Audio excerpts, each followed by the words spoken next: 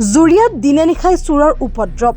জুৰিয়াৰ তেলিয়া পথাৰৰ মুস্তাফা কামাল নামৰ এজন লোকৰ চাৰিচকীয়া বলেৰো পিকআপ বাহনখন নিশা ঘৰৰ চোতালৰ পৰাই লৈ উধাও হ'ল চোৰ। ঘটনা অনুসৰি নিশা 11 মান বজাত বাহনখন প্ৰতিদিনৰ দৰেই ঘৰৰ চোতালত থৈছিল মুস্তাফা কামালে। কিন্তু পুৱতি নিশা আনুমানিক 3 মান বজাত শুৱাৰ পৰা উঠি দেখে বাহনখন ঘৰৰ চোতালত নাই। তাৰ পাছতেই লাগিল হোৱা-দোৱা। ঘটনা সন্দৰ্ভত মুস্তাফা কামালে ইতিমধ্যে জুৰিয়া আৰক্ষী থানাত দাখিল কৰিছে এজাহাৰ। চুৰি হোৱা বাহনখনৰ নম্বৰ AA02DC 6494। আৰক্ষীৰ দুৰ্বলতাৰ ফলতেই চোৰৰ উপদ্ৰৱ বৃদ্ধি পোৱাৰ অভিযোগ একাংশ জুৰিয়াৰ সাধাৰণ ৰাইজৰ। ৰাতি 11টামান বজাত গাড়ী আমাৰ বুলেৰো পিকআপ এই গাড়ীখন আনি পেলাই আমাৰ ঘৰৰ সন্মুখত থৈছিলোঁ। থোৱাৰ পিছত গাড়ী তাতেই থাকে, কিন্তু আজি দেখা গৈছে 3টামান বজাত যেতিয়া উঠিছোঁ তেতিয়া গাড়ীটো নাই।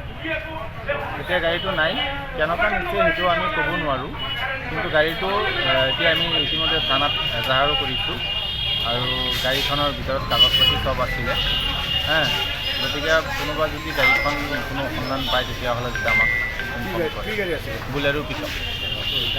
গাড়ীৰ নাম্বাৰটো হ'ল AS02DC 4669।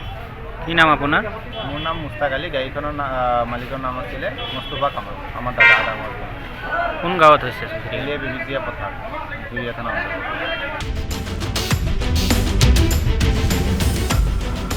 জুৰিয়াৰ পৰা আজমল হুছেইনৰ ৰিপৰ্ট, এনি ভাৰত 24।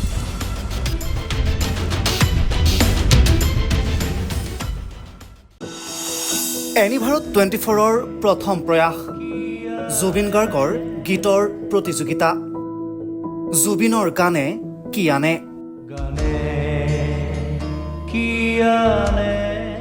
অডিশ্যনৰ বাবে যোগাযোগ কৰক 8638661821 আৰু 8812831556 নম্বৰত।